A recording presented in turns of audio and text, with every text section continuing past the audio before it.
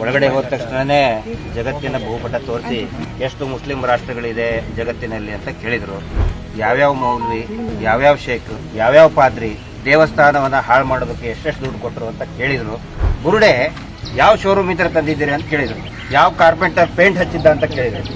ನಮ್ಮ ಬಗ್ಗೆ ಹಿಂಗೆ ಸುಳ್ಳು ಅಪಪ್ರಚಾರ ಮಾಡಿ ಜೈಲಿಗೆ ಹಾಕುವುದಾದರೆ ನಾವು ಆಂಟಿಸಿಪೇಟರಿ ಬೇಲ್ ತಗೊಳ್ಳೋದಿಲ್ಲ ಅಂತ ನಾವು ತೀರ್ಮಾನ ಮಾಡಿದ್ದೀವಿ.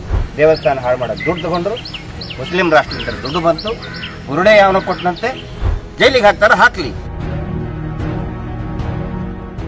SITಗೆ ನನಗೆ ಕರೆದಿದ್ದು, SIT ಕಚೇರಿ ಮೆಟ್ಲು ಹತ್ತಿದ ಕೂಡಲೇ ಎದೆ ಡವ ಡವ ಡವ ಅನ್ನೋಕ್ಕೆ ಶುರು ಆಯಿತು. ಒಳಗಡೆ ಹೋದ ತಕ್ಷಣನೇ ಜಗತ್ತಿನ ಭೂಪಟ ತೋರಿಸಿ ಎಷ್ಟು ಮುಸ್ಲಿಂ ರಾಷ್ಟ್ರಗಳಿದೆ ಜಗತ್ತಿನಲ್ಲಿ ಅಂತ ಕೇಳಿದರು. ನಾನು ಒಂದು ನಂಬರ್ ಕೊಟ್ಟೆ. ಆಮೇಲೆ ಮತ್ತೆ ಭೂಪಟ ತೋರಿಸಿ ಎಷ್ಟು ಕ್ರಿಶ್ಚಿಯನ್ ರಾಷ್ಟ್ರಗಳಿದೆ ಅಂತ ಹೇಳಿದರು.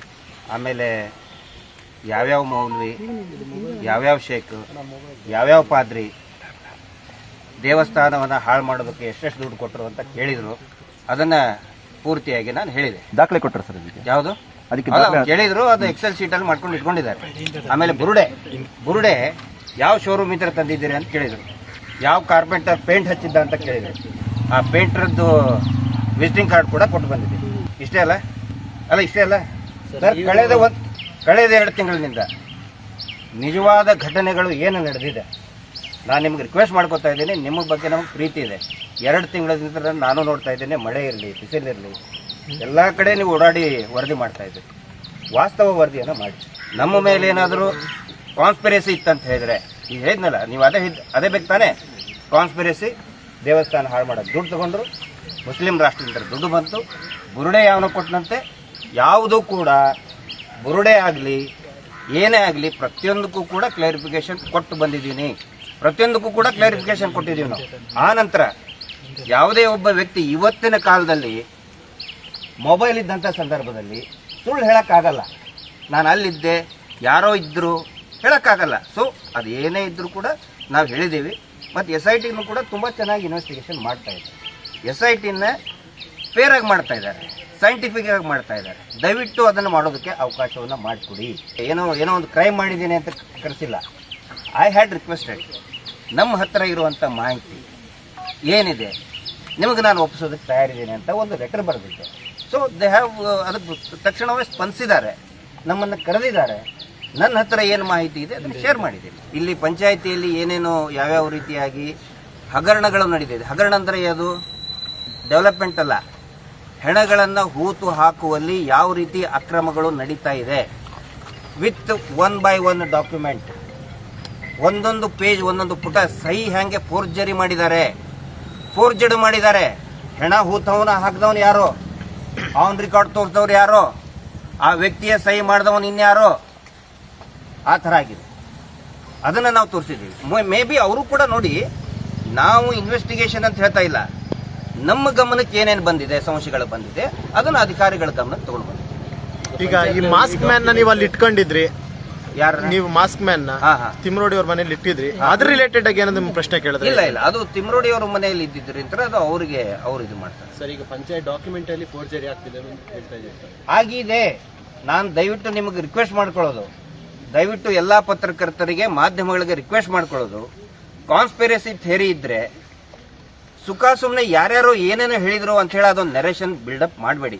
ಹಂಗೆ ನಾವೇನಾದ್ರೂ ತಪ್ಪು ಮಾಡಿದರೆ, ನಮ್ಮ ದೇವರದು ಮಂಜುನಾಥ ಅಂತ ಹೇಳಿದ್ರೆ ನನ್ನ ಸ್ವಾಮಿ, ಅದು ನನ್ನ ಸ್ವಾಮಿಗೆ ನಾನೇನು ದ್ರೋಹ ಮಾಡೋಕ್ಕಾಗಲ್ಲ. ಹಂಗೇನಾದ್ರೂ ಮಾಡಿದ್ರೆ ಇಷ್ಟೊತ್ತಿಗೆ ಅರೆಸ್ಟ್ ಮಾಡಿ ಕಳಿಸ್ತಿದ್ರು ನನಗೆ.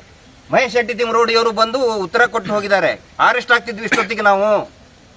ಆ ನಂತರ ಇನ್ನೊಂದು ಪ್ರಮುಖ, ನಿನ್ನೆ ನಾವೆಲ್ಲರೂ ಸೇರಿ ತೀರ್ಮಾನ ಮಾಡಿದ್ದೀವಿ, ನಮ್ಮ ಬಗ್ಗೆ ಹಿಂಗೆ ಸುಳ್ಳು ಅಪಪ್ರಚಾರ ಮಾಡಿ ಜೈಲಿಗೆ ಹಾಕುವುದಾದರೆ ನಾವು ಆಂಟಿಸಿಪೇಟರಿ ಬೇಲ್ ತಗೊಳ್ಳೋದಿಲ್ಲ ಅಂತ ನಾವು ತೀರ್ಮಾನ ಮಾಡಿದ್ದೀವಿ. ಮಹಾತ್ಮ ಗಾಂಧೀಜಿಯ ತತ್ವವನ್ನು ಅದನ್ನು ಸರಿ ಸುಳ್ಳು ಹೇಳಿ ನಮಗೆ ಜೈಲಿಗೆ ಹಾಕ್ತಾರ, ನಾವು ಆಂಟಿಸಿಪೇಟರಿ ತಗೊಳ್ಳಲ್ಲ. ಜೈಲಿಗೆ ಹಾಕ್ತಾರ, ಹಾಕ್ಲಿ. ನಾವು ಹೇಳಿದ್ವಿ ಇನ್ನೂ ಒಂದು 10 ಸಾರಿ ಕರೆದ್ರು ಕೂಡ ಬರ್ತೀವಿ ಅಂತ ಹೇಳಿ. ಇಲ್ಲಿ ಅಕ್ರಮಗಳಾಗಿದ್ದು ನಿಜ ಸರ್. ಸಾಕಷ್ಟು ಜನ ಹೆಣ್ಮಕ್ಳು 10-15 ವರ್ಷದ ಹುಡುಗಿಯರು ಅವತ್ತಿಂದ ಅವತ್ತೇನೆ ದಫನ್ ಮಾಡ್ತಾರೆ. ದಯವಿಟ್ಟು ಅದನ್ನು ಕನ್ಸಿಡರ್ ಮಾಡ್ರಿ. ಇನ್ವೆಸ್ಟಿಗೇಷನ್ ಮತ್ತೆ ಈ ಮಾಧ್ಯಮದಲ್ಲಿ ಪ್ರಸಾರ ಮಾಡಬೇಕಾದ್ರೆ ನಮ್ಮ ಹತ್ರ ದಾಖಲೆಗಳಿದೆ, ಪಂಚಾಯಿತಿ ಕೊಟ್ಟಂತ ಅಧಿಕೃತ ದಾಖಲೆಗಳಿದೆ. ಅವತ್ತು ಡೆಡ್ ಬಾಡಿ ಬೀಳ್ತದೆ, ಅವತ್ತೇ ದಫನ್ ಮಾಡ್ತಾರೆ. 302 ಮರ್ಡರ್ ಕೇಸ್ ಮಾಡ್ತಾರೆ, ಅವತ್ತೇ ದಫನ್ ಮಾಡ್ತಾರೆ. ಸೊ ಅವು ಎಲ್ಲವೂ ಕೂಡ ಚರ್ಚೆಯ ವಿಷಯ ಆಗಬೇಕು. ಈಗ ಒಂದ್ ಕಡೆ ಸುಜಾತಾ ಭಟ್ ಎನ್ಕ್ವೈರಿ ಆಗ್ತಿದೆ. ಸುಜಾತಾ ಭಟ್ ಅವ್ರು ಮೊನ್ನೆ ಒಂದು ಚಾನಲ್ ಇಂಟರ್ವ್ಯೂ ಹೇಳಿದ್ದಾರೆ, ಗಿರೀಶ್ ಮಟ್ಟಣ್ಣ ಅವ್ರು ಇವರೇ ನನಗೆ ಹೇಳಿದ್ದು ಈ ರೀತಿಯಾಗಿ ಹೇಳು ಅಂತ ಹೇಳ್ಬಿಟ್ಟು. ಅದ್ರ ಬಗ್ಗೆ ಏನ್ ಹೇಳ್ತೀರಾ? ಅದಾದ್ಮೇಲೆ ಮತ್ತೆ ಏನಾದ್ರು ರಿಪ್ಲೈ ಕೊಟ್ರ ಅವರು? ಅದೇ ಮತ್ತೆ ಹೇಳ್ತಾರೆ ರಿಪ್ಲೈ ಕೊಟ್ಟಾಗಿದೆ ಅವರು. ಸೊ ಆ ರಿಲೇಟೆಡ್ ನಿಮ್ಮನ್ನ ಏನಾದ್ರು ಪ್ರಶ್ನೆ ಮಾಡಿದ್ರೆ ಇವತ್ತು ಅಂತ? ಇಲ್ಲ ಅದನ್ನ ನೋಡಿ, ಏನಾದ್ರೂ ಕೂಡ ನಾವು ಒಂದು SIT ಆಗಿದೆ ಅಂತ ಹೇಳಿದ್ರೆ ಅದ್ರ ಮೇಲೆ ನಾವು ನಂಬಿಕೆ ಇಡಬೇಕು. ಅನನ್ಯ ಭಟ್ ಇರೋದು ನಿಜಾನ ಸುಳ್ಳ? ನನಗೆ ಗೊತ್ತಿಲ್ಲ ಸರ್. ಮಾಸ್ಕ್ ಮ್ಯಾನ್ ನಮ್ ಜೊತೆ ಇಲ್ಲಲ್ಲ, ನಮ್ ಜೊತೆನೆ ಅವ್ರು ಇರೋದು ಅಂತ ಲಾಸ್ಟ್ ಟೈಮ್ ನೀವೇ ಹೇಳಿದ್ರಿ. ಅವ್ರ ಹಿಂದೆ ನಾವೇ ಹೌದು. ಸೊ ನೀವು ಅವ್ರ ಪರವಾಗಿ ನೀವು ವಾದನೂ ಕೂಡ ಮಾಡ್ತಿದ್ರಿ. ಪರವಾಗಿ ವಾದ ಅಂದ್ರೆ ಪರವಾಗಿ ಮೀನ್ಸ್ ಅತ್ ಹೇಳ್ತಿರೋದು ನಿಜ, ಹೌದು ಒಂದು ತನಿಖೆ ಆಗ್ಬೇಕು ಅಂತ. ಈಗ ತನಿಖೆ ವೇಳೆ ಆತನೇ ಹೇಳ್ತಿರೋದು ಸುಳ್ಳು ಅಂತ ಒಂದಷ್ಟು ಸೆಕ್ಷನ್ಸ್ ಆಡ್ ಮಾಡಿದಾರಲ್ಲ, ಇದ್ರ ಬಗ್ಗೆ? ಹೌದು, ಅದಕ್ಕೆ ನಮ್ದು ಕೂಡ ಅದೇ ಪ್ರಶ್ನೆ ಇದೆ. ಸಡನ್ ಆಗಿ ಅವನು ಚೇಂಜ್ ಮಾಡೋದಕ್ಕೆ ಅದ್ರ ಹಿಂದೆ ಯಾರಿದ್ದಾರೆ, ಯಾರು ಸಂಚ ರೂಪಿಸಿದ್ದಾರೆ? SIT ಅವರಾಗ್ಲಿ ಅಥವಾ ಸಂಬಂಧಪಟ್ಟಂತ ಅಧಿಕಾರಿಗಳು ತನಿಖೆ ಮಾಡಬೇಕಾಗುತ್ತೆ. ಬ್ರೈನ್ ವಾಶ್ ಮಾಡಿದಾರೆ ಅಂತ ಹೇಳ್ತೀರಾ ನೀವು? ಯಾರು ನಮ್ಗೆ ಆತರ ಸಂಶಯ ಬರ್ತಾ ಇದೆ. ಮಾಡಿರ್ಬೋದು ಅಂತ? ಇಲ್ಲ ಸರ್, ನಾನು ಅಂತೆ ಕಂತೆ ಹೌದು ಬಹುದಕ್ಕೆ ನಾನು ಉತ್ತರ ಕೊಡ. ಸಂಶಯ ಬರ್ತಿರೋದು ನಿಜ ಅಂದಾಗ ಇಂಥವ್ರು ಇರಬಹುದು ಅನ್ನೋದೊಂದು ಯೋಚನೆ ಇರುತ್ತಲ್ಲ. ಅದನ್ನ ಹೇಳಿದ್ರೆ ನೀವು ಪ್ರಸಾರ ಮಾಡ್ತೀರಾ, ಗೌಡ್ರ ಅಂತ ಹೇಳ್ತೀರಿ, ಅದನ್ನ ಮಾತಾಡೋದಿಲ್ಲ ಸರ್. ಈಗ ಚಿನ್ನಯ್ಯ ಕುಟುಂಬಸ್ಥರು ಹೇಳೋದು ನೀವೆಲ್ಲ ಅವನಿಗೆ ಹಣ ಕೊಟ್ಟು ಆತರ ಹೇಳಿಕೆಯನ್ನು ಕೊಡ್ಸಿದ್ದೀರಿ ಅಂತ ಹೇಳಿ, ಇದಕ್ಕೇನು ಸ್ಪಷ್ಟ? ಸರ್, ಹಣ ಕೊಟ್ಟು ಮಾಡಿದ್ದಂತ ಹೇಳಿದ್ರೆ ನೋಡಿ, ಅದು ಎಲ್ಲಾದ್ರೂ ಒಂದ್ ಕಡೆ ರಿಫ್ಲೆಕ್ಟ್ ಆಗ್ಬೇಕಲ್ಲ, ಅದು ರಿಫ್ಲೆಕ್ಟ್ ಆಗ್ಬೇಕಲ್ಲ. ನಾನು ಕೂಡ ಪೂರ್ತಿಯಾಗಿ ನಂದು ಅಕೌಂಟ್ ಓಪನ್ ಎಲ್ಲಾನು ಕೂಡ ನಂದು ಓಪನ್ ಆಗಿನೇ ಇದೆ. ನಂದಾಗ್ಲಿ ಇತ್ತು ಇನ್ಯಾರ್ದು ಆಗ್ಲಿ, ಟಿವಿಯಲ್ಲಿ ಬರ್ತಾ ಇದೆ 2 ಲಕ್ಷ ಅಂತ. ಸರ್ 2 ಲಕ್ಷ ಏನು 2 ಕೋಟಿ? ಮುಂಚೆ ನಮ್ಮ ಮೇಲೆ ಮಾಡಿದ ಆರೋಪ ಏನು? ಕೋಟ್ಯಾಂತರ ರೂಪಾಯಿ ಬಂತು ದುಬೈಯಿಂದ, ಕ್ರಿಶ್ಚಿಯನ್ ದೇಶದಿಂದ ಬಂತು, ಕೋಟ್ಯಾಂತರ ರೂಪಾಯಿ ಬಂತ ಹೇಳಿದ್ರೆ 2 ಲಕ್ಷ ರೂಪಾಯಿ ಏನು ಸರ್ ಅದ್ರ ಮುಂದೆ? ಸೊ ದಯವಿಟ್ಟು ಅದನ್ನ ಇದು ಮಾಡಕ್ ಹೋಗಬೇಡಿ. ಇಂಥಲ್ಲಿ ಸಾಕಷ್ಟು ಜನ ಸತ್ತು ಹೋಗಿದ್ದಾರೆ, ಅದರ ದಾಖಲೆಗಳು ಇದೆ. ಆನಂತರ ಅದರಲ್ಲಿ ಅವ್ಯವಹಾರ ನಡೆದಿದೆ. ಅವ್ಯವಹಾರ ಅಂತ ಹೇಳಿದ್ರೆ ಆ ಫೋರ್ಜರಿ ನಡೆದಿದೆ. ಆಗಲೇ ತಾವು ಕೇಳಿದ್ರಲ್ಲ, ಫೋರ್ಜರಿ ನಡೆದಿದೆ. ಯಾರ್ದೋ ಯಾರ್ದೋ ಮಾಡಿ ಹಣವನ್ನು ಹೂತಾಕಿದ್ದಾರೆ. ಅದರ ದಾಖಲೆಗಳನ್ನು ಕೂಡ ನಾನು ಇವತ್ತು ಒಂದಿಷ್ಟು ಹಂತದಲ್ಲಿ ಗಮನಕ್ಕೆ ತಗೊಂಡು ಬಂದೆ. ಈಗ ಬಿಜೆಪಿ ಆರೋಪ ಮಾಡ್ತಿರೋದು ನೀವೆಲ್ಲ ಸೇರಿ ಧರ್ಮಸ್ಥಳವನ್ನ ಹಾಳು ಮಾಡೋಕೆ ಹೊರಟಿದ್ದೀರಿ ಅಂತ ಹೇಳಿ, ಏನು ಉತ್ತರ ಗೊತ್ತಿದೆ? ಈ ಸತ್ತಂತಹ ಆ ಹೆಣ್ಮಕ್ಳಿದಾರಲ್ಲ, ಮೋಸ್ಟ್ಲಿ ಆ ಬಿಜೆಪಿ ಅಂದ್ರೆ ಆ ಬಿಜೆಪಿ ನಾಯಕರ ಕ್ಷೇತ್ರದವರೇ ಒಂದು ವೋಟರ್ಸ್ ಇರ್ತಾರೆ. ಅದಕ್ಕೆ ಅವ್ರು ಉತ್ತರ ಕೊಡಬೇಕು. ಅವ್ರು ಮಾಡೋ ಕೆಲಸ ನಾವು ಮಾಡ್ತಾ ಇದ್ದೀವಿ. ಧರ್ಮಸ್ಥಳ ಕ್ಷೇತ್ರ ನಮ್ಮದು.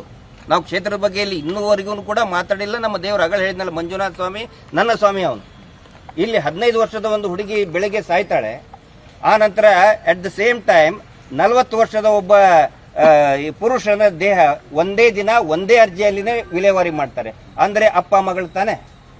ಅಪ್ಪ ಮಗಳದು, ಅಪ್ಪಂದು ಅಸಹಜ ಸಾವು, ಮಗಳದು ಕೊಲೆ, ಯಾವ ತನಿಖೆನೂ ಆಗಲ್ಲ. ಇದು ದೇವಸ್ಥಾನಕ್ಕೆ ಅಪಚಾರನ? ದೇವಸ್ಥಾನದ ಆಡಳಿತ ಮಂಡಳಿಯಿಂದ ಏನಾಗ್ತಾ ಇದೆ ಅದನ್ನ ಪ್ರಶ್ನೆ ಮಾಡ್ತಾ ಇದ್ದೀವಿ. ಇಷ್ಟೇ ನಾವು ಹೇಳ್ತಾ ಇರೋದು. ಅವ್ರು 1000 ಹೇಳಿ. ಅದಕ್ಕೆ ನಾನು ಪ್ರಾರಂಭದಲ್ಲಿ ಬಂದು ಏನ್ ಹೇಳಿದೆ, ಶೇಖಿಂದ ಯಾವ ಶೇಖು, ಯಾವ ಮುಲ್ಲಾ, ಯಾವ ಪಾದ್ರಿ ಎಷ್ಟು ದುಡ್ಡು ಕೊಟ್ಟ ಅಂತ ಕೇಳಿದ್ರು ಅಂತ ಹೇಳಿದೆ ನಾನು. ತಿಮ್ಮರೋಡಿ ಅವರ ಮನೆಗೆಲ್ಲ ಹೋಗಿ ಶೋಧ ಕಾರ್ಯ ಎಲ್ಲ ಆಗಿದೆ. ಹಾಗಾಗಿ ಏನಾದ್ರು ನಿಮ್ಗೆ ಏನಾದ್ರು ನೋಟಿಸ್ ಕೊಟ್ಟಿದ್ದಾರೆ, ಅದಕ್ಕೆ ವಿಚಾರಣೆಗೆ ಬರಬೇಕು? ಇಲ್ಲ, ಆ ವಿಚಾರಣೆಗೆ ನಮ್ಗೆ ಇನ್ನೂ ಒಂದು 10 ಸಾರಿ ನಾವು ಹೇಳಿದೀವಿ. ಇನ್ನೂ ನೆಕ್ಸ್ಟ್ ಕರೆದ್ರು ಕೂಡ ನಾವು ಬರ್ತೀವಿ. ಆದ್ರೆ ಈ ತನಿಖೆ ಇಷ್ಟಕ್ಕೆ ಯಾವುದೋ ಒಂದು ಸಂಚಿನ ಭಾಗವಾಗಿ ನಿಲ್ಲಬಾರದು. ಇಷ್ಟೇ. ಸನ್ಮಾರ್ಗ ನ್ಯೂಸ್ ಚಾನೆಲ್ನ ಕಾರ್ಯಕ್ರಮವನ್ನ ನಿಮ್ಮ ಗೆಳೆಯರಿಗೆ, ಸಂಬಂಧಿಕರಿಗೆ ಕಳಿಸಿಕೊಡಬೇಕು.